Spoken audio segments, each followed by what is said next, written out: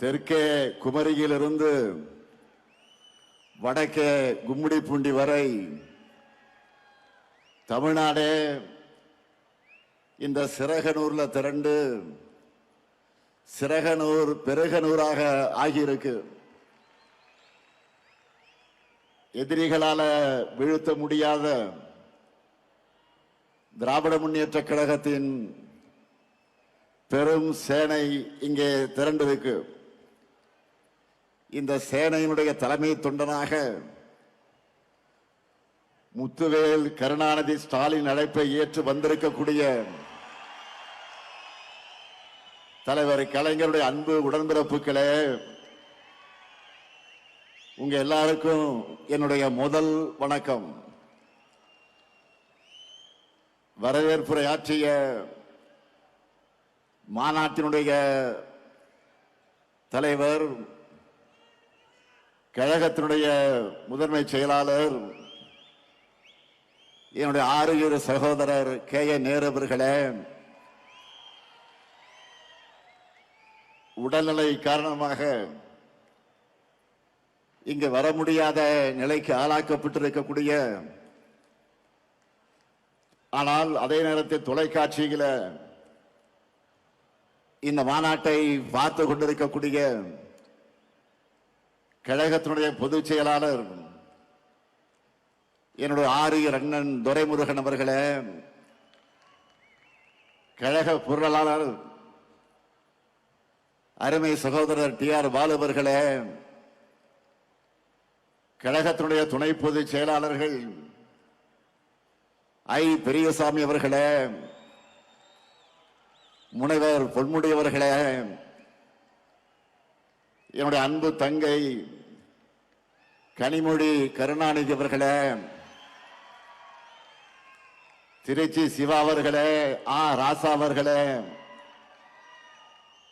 அந்தியூர் செல்வராஜ் அவர்களே, மூப்பே சாமிநாதன் அவர்களே, இளைஞரணியின் செயலாளர் தம்பி உதயநிதி உள்ளிட்ட அனைத்து அணிகளின் செயலாளர்களே, பொறுப்பாளர்களே, தலைமை கழகத்தின் நிர்வாகிகளே, ஆற்றல் மிக்க மாவட்ட கழகத்தினுடைய செயலாளர்களே, சட்டமன்ற நாடாளுமன்ற முன்னாள் இந்நாள் உறுப்பினர்களே, அன்பு சகோதரர் முன்னாள் முதல்வர் OPS அவர்களே, உள்ளாட்சி அமைப்புகளின் பிரதிநிதிகளே, இந்த மாநாட்டிற்காக இரவு பகலாக உழைத்திருக்கக்கூடிய ஒருங்கிணைந்த திருச்சி மாவட்ட கழகத்துடைய நிர்வாகிகளே, உங்கள் அனைவருக்கும் என்னுடைய மாலை வணக்கம். கடந்த 3 மாசமா நாம் நடத்துவது மாநாடுகள் தான். தம்பி உதயநிதி அவர்கள் மண்டல வாரியாக நடத்தின இளைஞரணி நிர்வாகிகள் சந்திப்பு மாநாடுகள், என்னுடைய அன்பு தங்கை கனிமொழி அவர்கள் நடத்தின மகளிர் அணியின் வெல்லும் தமிழ் பெண்கள் மாநாடுகள்,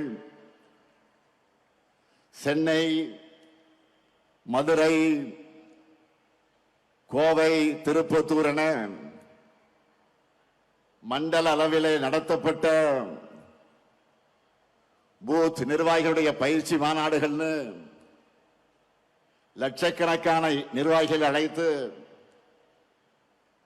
மாநாடுகள் நடத்தி தேர்தலுக்கான பணிகளை தொடங்கினோம்.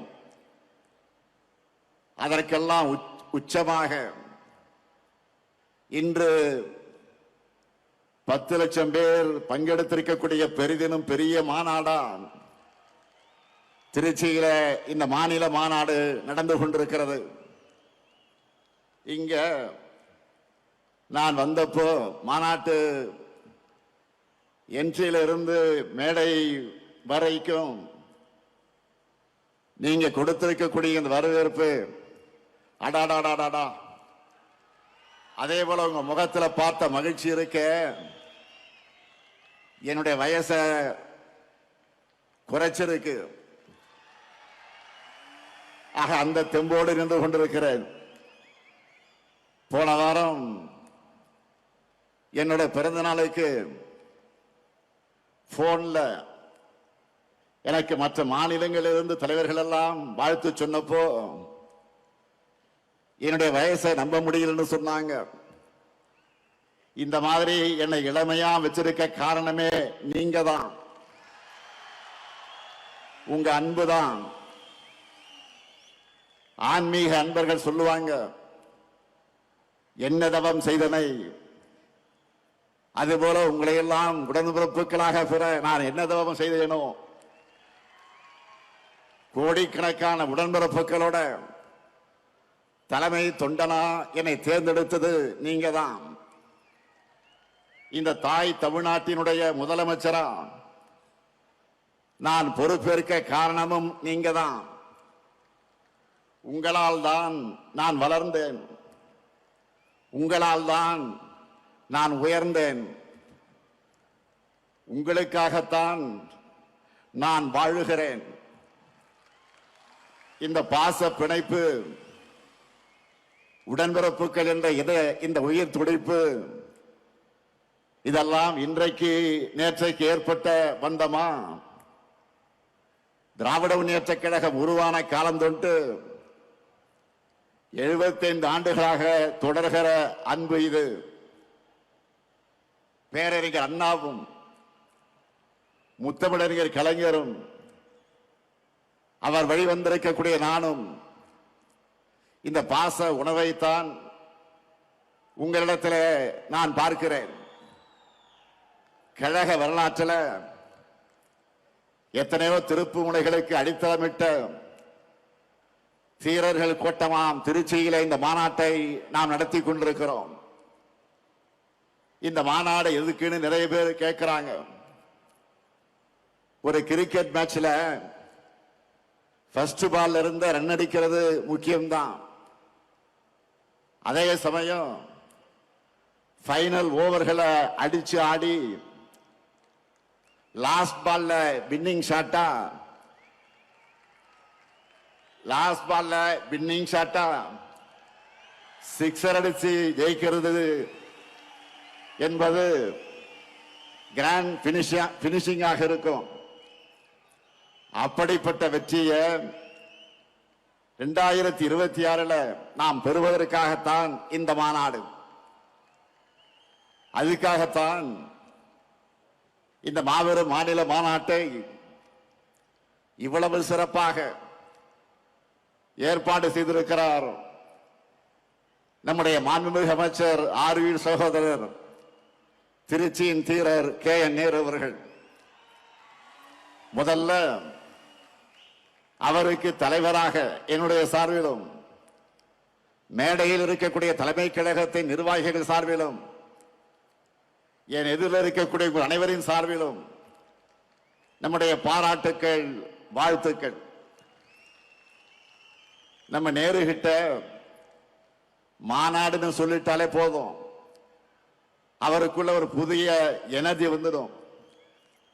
நாம நினைக்கிறதை விட எப்போ பிரம்மாண்டமாக பண்ணுவதுதான் நேருவுடைய ஸ்டைல். அதனால்தான் நான் எப்பவும் சொல்றது, மாநாடு நான் நேரு, நேரு நான் மாநாடு. இப்ப கூட பாருங்க, 200 ஏக்கர் இடத்தை தேர்ந்தெடுத்து 200 இடங்கள்ல வெல்லணும்னு குறிப்பால தொண்டர்களுக்கு சொல்லிட்டாரு.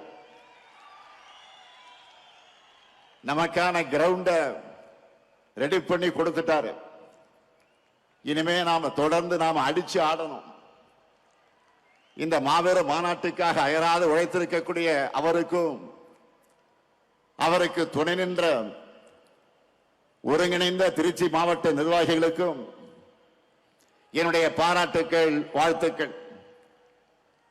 இன்றைக்கு நாம் முழங்கும் ஸ்டாலின் தொடரட்டும், தமிழ்நாடு வெல்லட்டும், இது ஏதோ தனிப்பட்ட ஸ்டாலினுக்காக முழக்கம் அல்ல.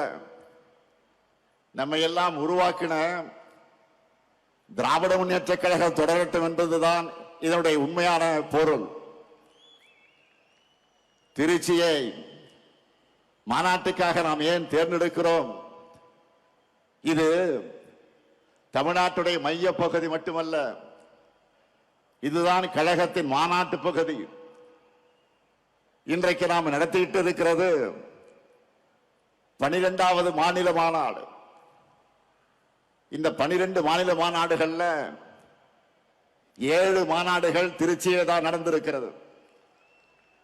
1956 2வது மாநில மாநாடு, 1990 6வது மாநில மாநாடு, 1996 8வது மாநில மாநாடு, 2006 9வது மாநில மாநாடு, 2014 10வது மாநில மாநாடு, 2021 11வது மாநில மாநாடு, இதோ இப்போ 12வது மாநில மாநாடு.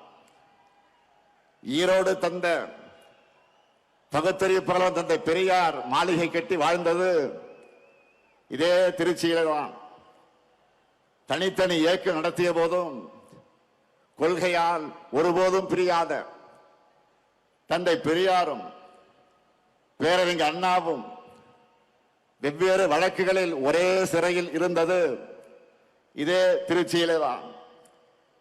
ரயில்வே சந்திப்பின் ஒரு முனையில் தந்தை பெரியாரும் மறுமுனையில் முத்தமிழக தலைவர் கலைஞரும் இந்தி எழுத்து அழிப்பு போராட்டத்தை நடத்தினதும் இதே திருச்சியில தான். கள்ளக்குடி போராட்டத்தில் கைதான தலைவர் கலைஞர் சிறையில் அடைக்கப்பட்டதும் இதே திருச்சியில தான். அப்போ 1953 கை குழந்தையாக இருந்த என்னை என்னுடைய அன்னையார் தயாளம்மையார் அவர்கள் கொண்டு வந்து தலைவர் கலைஞர்கிட்ட காட்டினதும் இதே திருச்சியில் இருக்கக்கூடிய சிறையிலே தான். இது மட்டுமா, தலைவர் கலைஞர் அவர்கள் முதல்ல சட்டமன்றத்திற்கு தேர்ந்தெடுத்து அனுப்பிய குளித்தலை தொகுதி இருந்ததும் இதே திருச்சியிலே தான். அடுத்து பேரறிஞர் அண்ணாவுடைய மறைவுக்கு பின்னால் தலைவர் கலைஞர் அவர்கள் நமக்கு 50 முழக்கங்களை தந்ததும் இதே திருச்சியில தான். அதனாலதான் சொல்றேன், திருச்சி என்றாலே திருப்பம், திருச்சி என்றாலே எழுச்சி, திருச்சி என்றாலே உணர்ச்சி, திருச்சி என்றாலே மகத்தான வெற்றி. அப்படிப்பட்ட திருச்சியில இன்றைக்கு ஒரு மாபெரும் வரலாற்று கடமையை நிறைவேற்றத்தான் நாம் கூடியிருக்கிறோம். 1956 இதே திருச்சி மாநாட்டில் தான் லட்சக்கணக்கான தொண்டர்கள் வாக்களிக்க கழகம் தேர்தலில் போட்டியிட வேண்டும் என்ற முடிவை பேரறிஞர் அண்ணா அவர்கள் எடுத்தார்கள். அது நடந்து 70 ஆண்டுகள் ஆகியிருக்கிறது. இந்த தருணத்தில் தந்தை பெரியாரால் கொள்கை உரம் பெற்று பேரறிஞர் அண்ணா அவர்களால் பக்குவப்படுத்தப்பட்டு தமிழக தலைவர் கலைஞர் அவர்களால் வழிநடத்தப்பட்ட நாம தான் தமிழ்நாட்டை தொடர்ந்து ஆள வேண்டும் என்ற உறுதியை இந்த மாநாட்டில் எடுத்துக்கொள்ள வேண்டும். இந்தியாவிலேயே முதல் மாநில கட்சியா நம்முடைய கழகத்தை ஆட்சியில் அமர்த்தினார் பேரறிஞர் பெருந்தகை அறிஞர் அண்ணா அவர்கள். அவரது வழியில 5 முறை தமிழ்நாட்டை ஆட்சி செய்தார் நம்முடைய உயர்நீக தலைவர் கலைஞர் அவர்கள். ஒரு நீண்ட இடைவெளிக்கு பிறகு 10 ஆண்டுகள் கழித்து உங்களின் ஒருவரான என்னுடைய தலைமையில 6வது முறையாக ஆட்சிக்கு வந்தோம். இப்போ 7வது முறை மட்டுமல்ல, இனி என்னாலும் கழகம்தான் தமிழ்நாட்டை ஆளணும் என்ற சூழ்நிலைக்குத்தான் இங்கே கூடியிருக்கிறோம். இதுதான் நம்முடைய கடமை, அனைவருடைய பெருங்கடமை. இது எதற்காக சொல்லுகிறேன் என்று கேட்டால், நான் முதலமைச்சராகவும் சில பேர் அமைச்சர்களாகவும் பல பேர் எம்எல்ஏ ஆகவும் சொல்லுகிறோமா? இல்லை. நம்ம தமிழினத்தை காக்க தகுதியும் திறமையும் உழைப்பும் கொண்ட ஒரே படை நம்முடைய கருப்பு சிவப்பு படைதான். நமக்குன்னு ஒரு மாபெரும் வரலாறு இருக்கிறது. நமக்கென்று ஒரு லெகசி இருக்கு. தமிழை காத்தவர்கள் நாம், தமிழ்நாட்டுக்கு பெயர் வச்சவங்க நாம், நம் மாநிலத்தை எல்லா நிலையிலும் உயர்த்துறவங்க நாம். இப்போ கூட தமிழ் மண்ணுக்கு காவல் அரணா இருக்கிறவங்க நாம தான். தமிழ்நாடு நம்மை நம்பித்தான் இருக்கு, நாமும் தமிழ்நாட்டை நம்பித்தான் இருக்கிறோம். அதற்காகத்தான் சொல்லுகிறேன், திராவிட முன்னேற்ற கழக ஆட்சி தொய்வில்லாமல் தொடரணும். அதற்காக நாம உழைக்கணும், அதற்காகத்தான் சூழலைக்கணும். இந்த நேரத்தில் தந்தை பெரியார் 1971 தேர்தலின் போது சொன்னதை நினைச்சு பார்க்கிறேன். திமுக ஆட்சி தொடர்ந்தாதான் தமிழ் சமுதாயம் எதிர்பார்க்கிற முன்னேற்றம் ஏற்படும். இப்பவும் தந்தை பெரியார் சொன்னதை மனசுல வச்சு நம்முடைய பயணத்தை தொடரணும். இங்கே வந்ததும் என்னுடைய நினைவுக்கு வந்தது 2021 தேர்தலுக்கு முன்னால் இதே திருச்சியில இதே இடத்துல 7 இலக்குகளை உறுதிமொழிகளாக நான் அறிவித்தேன். அதில் முதல் இலக்கு வளரும் வாய்ப்புகள், வளமான தமிழ்நாடு. இரண்டாவது இலக்கு மகசூல் பெருக்கம், மகிழும் விவசாயி. மூன்றாவது இலக்கு குடிமக்கள் அனைவருக்கும் குறையாத தண்ணீர்.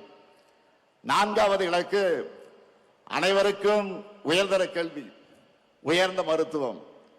ஐந்தாவது இலக்கு எழில்மிகு மாநகரங்களின் மாநிலம். ஆறாவது இலக்கு உயர்தர ஊரக கட்டமைப்பு, உயர்ந்த வாழ்க்கை தரம். ஏழாவது இலக்கு அனைவருக்கும் அனைத்துமான தமிழ்நாடு.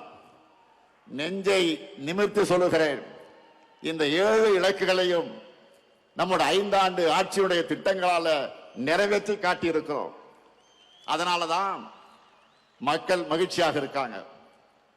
இதையெல்லாம் நம்முடைய எதிரிகளே இன்றைக்கு மனசுக்குள்ள ஒத்துக்கொள்வாங்க. காரணம், யாராலும் மறைக்க முடியாத, மறுக்க முடியாத உண்மை இது. தமிழ்நாட்டை தொடர்ந்து புறக்கணிக்கிற ஒன்றிய பாஜக அரசு கூட நம்பர் 1 மாநிலம் தமிழ்நாடுன்னு சொல்றாங்க.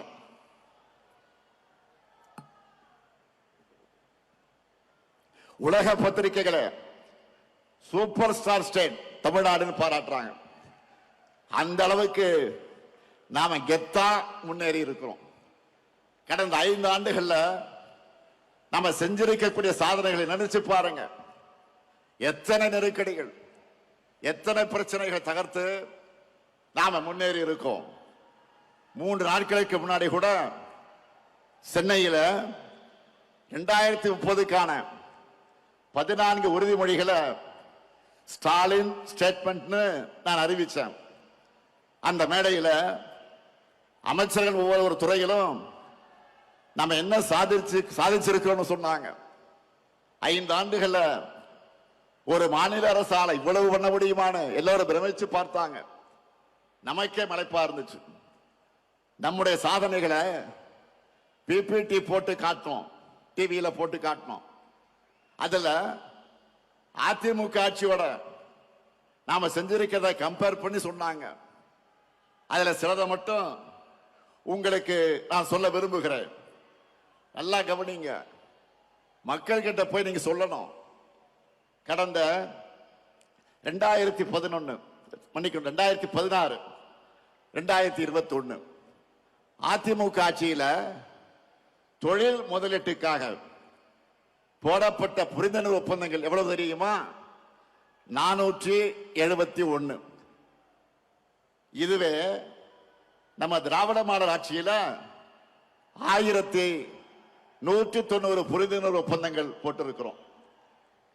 கடந்த கால ஆட்சியில ஈர்த்த முதலீடு, அதிமுக ஆட்சியில ஈர்த்த முதலீடு 4,13,414 கோடி தான். ஆனா நம்ம ஆட்சி காலத்துல 12,50,000 54,133 கோடி ரூபாய்க்கான முதலீடுகளை ஈர்த்திருக்கிறோம். 3 மடங்கு அதிகம். 2016 21 புதுசா 4 சிப்காட் தொழிற்பூங்காக்களை தொடங்கினாங்க. அதிமுக ஆட்சியில் 4 தான் சிப்காட் தொழிற்பூங்கா. ஆனா நாம 33 புது சிப்காட் தொழிற்பூங்காக்களை தொடங்கி இருக்கிறோம். ஸ்டார்ட் அப் நிறுவனங்கள் எடுத்துக்கிட்டா 2021 வரைக்கும் இருந்த எண்ணிக்கை, அதிமுக ஆட்சியில் இருந்த எண்ணிக்கை எவ்வளவு தெரியுமா? 2045. இப்போ நம்ம ஆட்சியில 13,500க்கு மேற்பட்ட ஸ்டார்ட் அப் நிறுவனங்களை நம்ம ஆட்சியில் தொடங்கி இருக்கிறோம். அடுத்து வேளாண் துறை 2016 21 வரைக்கும் அவங்க ஆட்சியில் 57.26 லட்சம் ஹெக்டராக இருந்த மொத்த சாகுபடி பரப்பை இப்போ 62.32 லட்சம் ஹெக்டராக உயர்த்தி இருக்கிறோம். 5 வருஷத்துல 5 லட்சம் ஹெக்டர் உயர்ந்திருக்கு. கடந்த ஆட்சி காலத்தில் 1.3 லட்சம் விவசாயிகளுக்கு தான் இலவச மின் இணைப்பு கொடுத்தாங்க. ஆனா நம்முடைய ஆட்சியில 2 லட்சத்துக்கு அதிகமான விவசாயிகளுக்கு இலவச மின் இணைப்பு கொடுத்திருக்கிறோம். 2016-21 அண்ணல் அம்பேத்கர் அயலக உயர்கல்வி உதவித்தொகை திட்டத்தில் படிச்ச மாணவருடைய எண்ணிக்கை எவ்வளவு தெரியுமா? 2 பேர் தான் அதிமுக ஆட்சியில். ஆனா நம்ம திராவிட மாடல் ஆட்சியில 386 மாணவர்களுக்கு 160 கோடி ரூபாய் உதவித்தொகை கொடுத்து படிக்கிறாங்க. அதே போல ஆதிதிராவிட மகளிருக்காக நன்னிலம் நிலவுடைமை திட்டத்தில் அதிமுக ஆட்சியில பயனடைந்த பெண்கள் எவ்வளவு தெரியுமா? 40 பேர் தான். 40 லட்சம் ரூபாய் கொடுத்தாங்க. அதுவே நம்ம திராவிட மாடல் ஆட்சியில 1026 பெண்களுக்கு சுமார் 50 கோடி ரூபாய் வழங்கி இருக்கிறோம். எவ்வளவு பெரிய வித்தியாசம்! அடுத்து ஸ்போர்ட்ஸ்ல, விளையாட்டுத்துறை ஸ்போர்ட்ஸ்ல நம்ம இளைஞர்கள் இன்னைக்கு எப்படியெல்லாம் சாதிக்கிறாங்க. அதுக்கு காரணம் என்ன? விளையாட்டுத்துறைக்கு 800 கோடி ரூபாயாக இருந்த நிதி ஒதுக்கீட்ட நம்ம ஆட்சியில 2228 கோடி ரூபாயாக உயர்த்தி இருக்கிறோம். அது மட்டுமல்ல, 2016-21 வேலை வாய்ப்பு வழங்கப்பட்ட விளையாட்டு வீரர்கள் எத்தனை பேர் தெரியுமா? 3 பேர் தான். ஆனா நம்ம அரசுல 301 விளையாட்டு வீரர்களுக்கு வேலை வாய்ப்பு வழங்கி இருக்கிறோம். இப்படி எல்லா துறையிலும் லிஸ்ட் இருக்கு. மக்கள் பெரும் சுமையாக கருதுகிற மெடிக்கல் செலவுகள் போன ஆட்சியில முதலமைச்சருடைய விரிவான காப்பீட்டு திட்டத்தில் 49 லட்சம் பேர் பயனடைஞ்சவங்க. அந்த எண்ணிக்கையை நம்ம ஆட்சியில 90 லட்சமாக உயர்த்தி இருக்கிறோம். அதுக்கு காரணம் நம்ம அரசுல 72,000 இருந்த வருமான வரம்பை 1,20,000 உயர்த்தி கொடுத்தோம். இப்படி எல்லாவற்றிலும் 2 மடங்கு 3 மடங்கு, ஏன் பல மடங்கு உயர்த்தி சாதனைகளை படைச்சிருக்கிறோம். இதுதான் வளர்ச்சி. அதனால்தான் வரலாற்றே இல்லாத அளவுக்கு 14 ஆண்டுகள் கழிச்சு நம்ம ஆட்சியில 11.19 விழுக்காடு பொருளாதார வளர்ச்சியை நம்முடைய மாநிலம் அடைந்திருக்கிறது. நானும் தொடர்ந்து ஒவ்வொரு மேடையிலும் நம்முடைய சாதனைகள் டேட்டாவோடு சொல்லிக்கிட்டு இருக்கிறேன். செஞ்சதை கூட நம்மால முழுசா சொல்ல முடியல. அந்த அளவுக்கு மிகப்பெரிய பட்டியலே இருக்கு.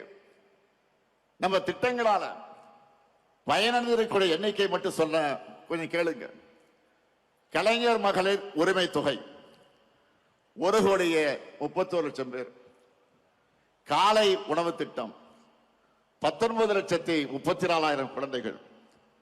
புதுமை பெண் திட்டம் 6,95,000 மாணவிகள். தமிழ் புதல்வன் திட்டம் 5,40,000 மாணவர்கள். நான் முதல்வன் திட்டம் 49,90,000 பயிற்சி சான்றிதழ்கள். விடியல் பயணம் திட்டம் 910 கோடி பயணங்கள். மக்களை தேடி மருத்துவம் 2,56,00,000 பேர். இன்னும் காப்ப நம்மை காக்க 48 திட்டம். 4 லட்சத்துக்கு அதிகமான உயிர்கள். பல்வேறு ஓய்வூதிய திட்டங்கள் மூலமா 30,50,000 பேர். பட்டா பெற்றவங்க 23,56,000 பேர். உங்களால டோட்டல் போட முடிஞ்சுதா இல்லையா? இன்னும் ஏராளமா இருக்கு, பெரிய லிஸ்டே இருக்கு. ஆனா அதையெல்லாம் நீங்க டோட்டல் போட்டு மக்கள் கிட்ட சொல்லணும். இப்ப தெரியுதா ஏன் நான் அடிக்கடி வெல்வோம் 200 வெல்வோம் 200 சொல்றேன்னு? இவ்வளவு செஞ்சிருக்கிறோம். 200 தொகுதி உறுதியா இல்லையா? கேட்கல. உறுதியா இல்லையா? 200 தொகுதி உறுதியா இல்லையா? மகிழ்ச்சி. நீங்க பிரச்சாரத்துக்கு போறப்போ மக்கள் யாரை கேட்டீங்கனாலும் அவங்க நம்ம அரசோட திட்டங்கள்ல பயனடைஞ்சக்கூடியவங்க இருப்பாங்க. நம்ம அரசின் திட்டங்களோட பயனாளிகள் வாக்களிச்சாலே போதும். நாம தான் ஃபுல் சீப்ல போனோம், முழு வெற்றி அடைவோம். கவலைப்படாதீங்க. அதான் இப்படி சொன்ன, புரியுதா உங்களுக்கு? அதை உறுதி செய்ய வேண்டியதுதான் உங்களுடைய பணி. இதே திருச்சி சிறகனூர்ல 5 ஆண்டுகளுக்கு முன்னாடி நான் சொன்ன வாக்குறுதிகளை நிறைவேற்றி காட்டிட்டு இன்றைக்கு மக்கள் முன்னாடி தெம்பா நம்பிக்கையா நிக்கிறேன். அடுத்து விரைவில் விரிவான தேர்தல் அறிக்கை தங்கை கனிமொழி தலைமையில தயாராகி கொண்டிருக்கிறது. விரைவில் அது வெளியிட போறோம். சமீபமா கவனிச்சிங்களா? மற்ற அரசியல் கட்சிகள் எல்லாம் ஏதோ இன்ஸ்டால்மெண்ட்ல தேர்தல் அறிக்கையை வெளியிட்டு இருக்காங்க. அதுல என்ன அறிவிக்கிறாங்க?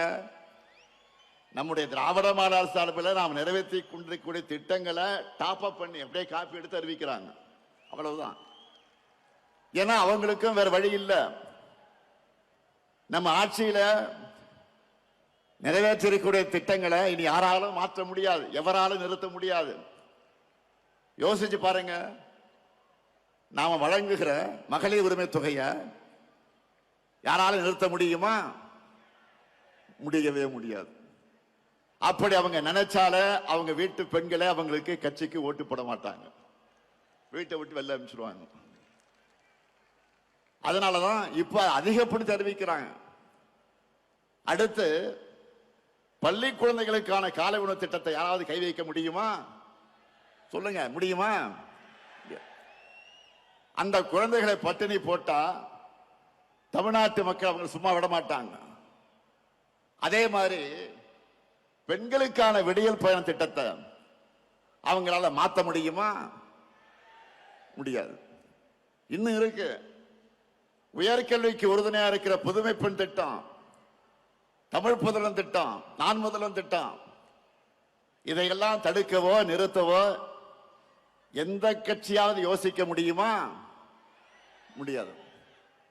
அது மட்டுமல்ல, முதியவர்களுக்கு வீடு தேடி ரேஷன் தரக்கூடிய தாயுமானவர் திட்டம், வீடு தேடி மருத்துவம் தரக்கூடிய மக்களை தேடி மருத்துவம் திட்டம், இதையெல்லாம் தொடர மாட்டோம் எந்த கட்சியாவது வாய் திறக்க முடியுமா?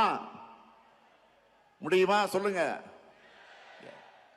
இப்படி எவராலும் மாற்ற முடியாத திட்டங்கள் தான் இந்த முத்துவேல் கருணாநிதி ஸ்டாலினுடைய திட்டங்கள். அவங்களுக்கு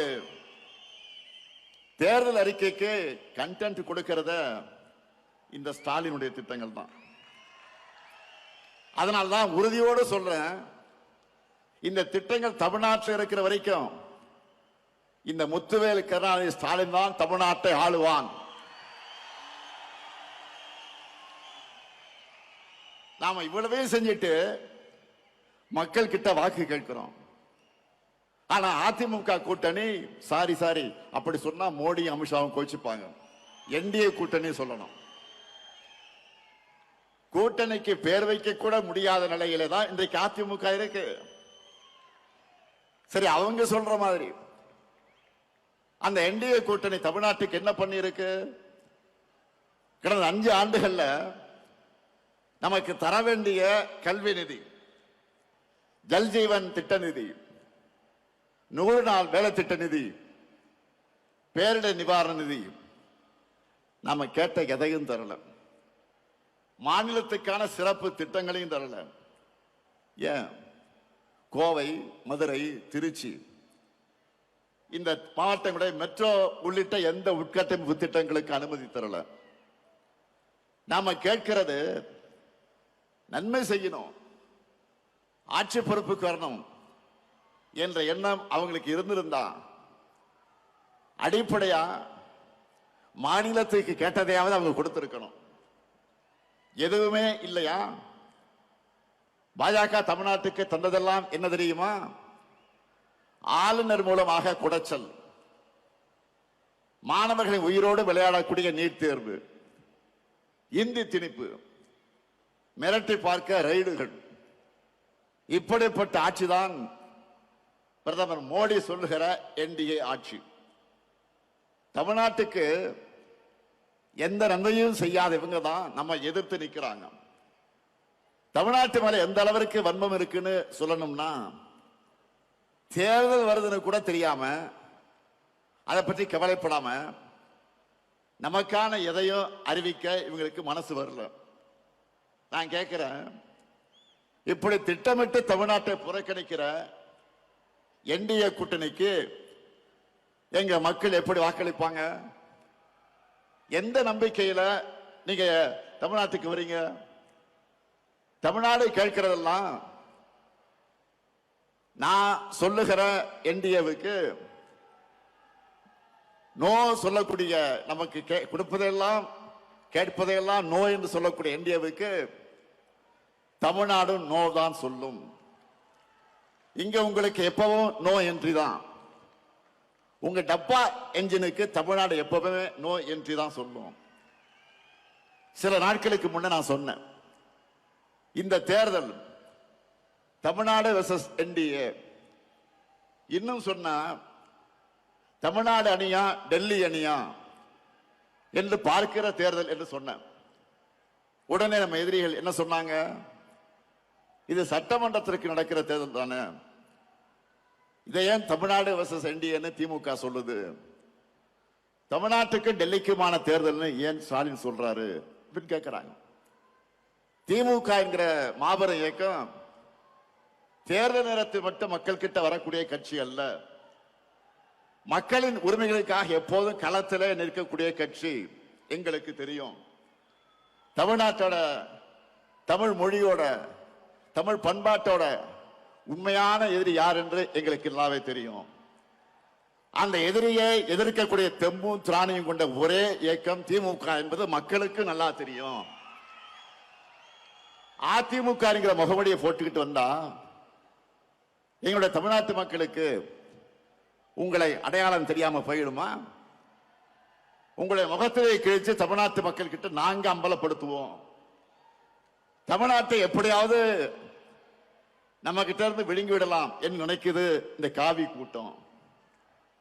எங்க கருப்பு சிவப்பு பொட்டால் இருக்கிறவரை அது நடக்கவே நடக்காது. உங்க அப்பனே வந்தால் நடக்காது, நடக்க விட மாட்டோம். இது அவங்களுக்கு எல்லாம் தெரியும். அதனாலதான் அதிமுக என்ற கட்சியை கொஞ்சம் கொஞ்சமாக விழுங்குறாங்க. அரசியல்ல நேர் எதிரியா இருந்தாலும் அதிமுக தொண்டர்கள் மேல நாங்கள் உண்மையாக பரிதாபப்படுகிறோம். அவங்களுடைய உணர்வுக்கு மாறாக கட்சியை கொண்டு போய் டெல்லியில் அடமானம் வச்சுட்டாரு பழனிசாமி. தன் சொந்த நலனுக்காக, சுயநலத்திற்காக எப்படியாவது முதலமைச்சராக ஆகணும் என்ற நப்பாசையில பழனிசாமி அடிமையாக கிடக்கிறாரு. அவரை வச்சு ஒட்டுமொத்த அதிமுகவை அழிக்கிற வேலையை பாஜக செஞ்சுக்கிட்டு இருக்கு. இப்போ கூட பீகார்ல என்ன நடக்குது நாடே பார்க்குத. பீகார் மாநிலத்தில் இதுவரை பாஜக முதலமைச்சர் இருந்ததே கிடையாது.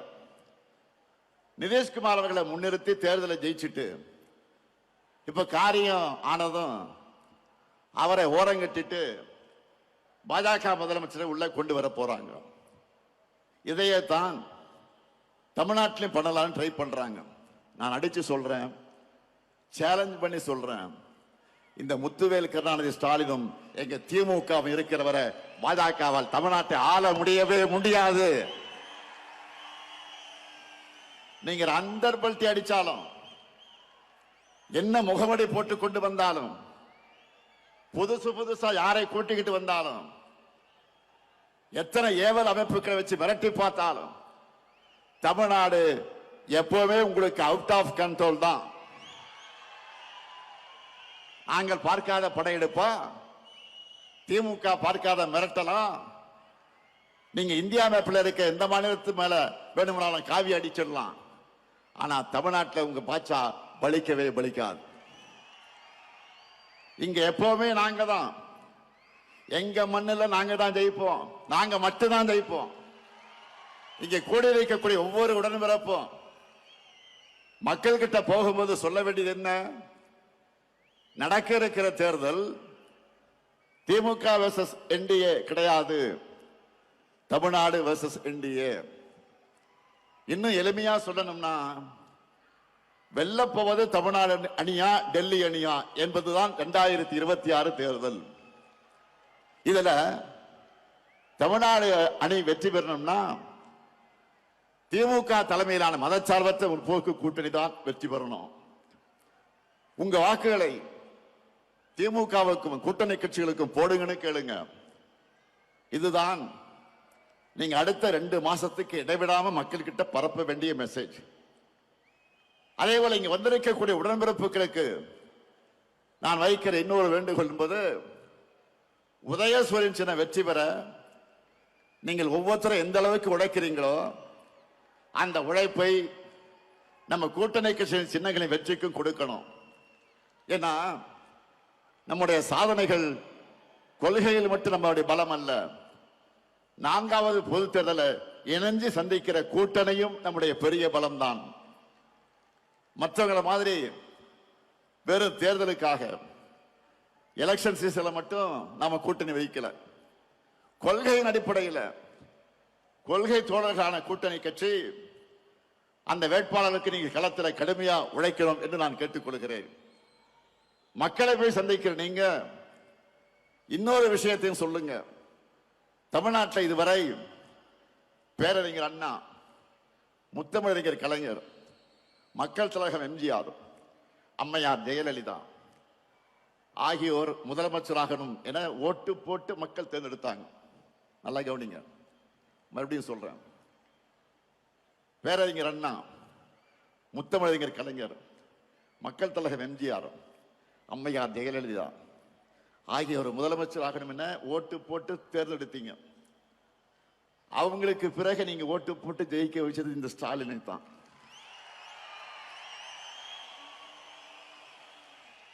கடந்த 5 ஆண்டு செய்திருக்கக்கூடிய சாதனைகளை விட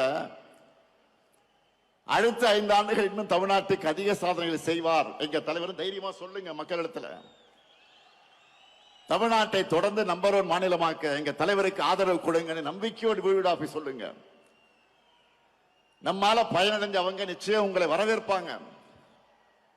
இந்த ஸ்டாலின் தலைமையிலான திராவிட மாடல் ஆட்சி தான் சொன்னதை செய்யும், சொல்லாததையும் செய்யும் என்பது மக்களுக்கு நல்லா தெரியும்.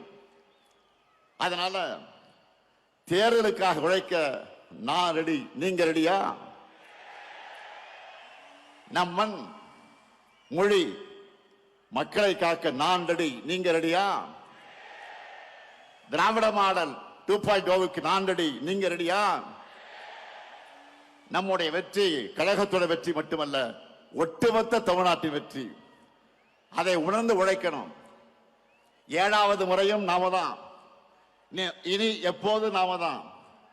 திருச்சியின் எழுச்சி தமிழ்நாடு எங்கும் பரவட்டும், திராவிட மாடல் நல்லாட்சி தொடரட்டும், தமிழ்நாடு வெல்லட்டும்.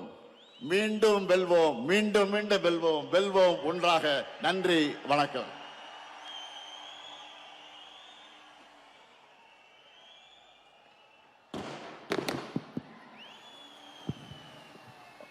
வள்ளுவர் அவர்கள் சொன்னது மாதிரி முறை செய்து காப்பாற்ற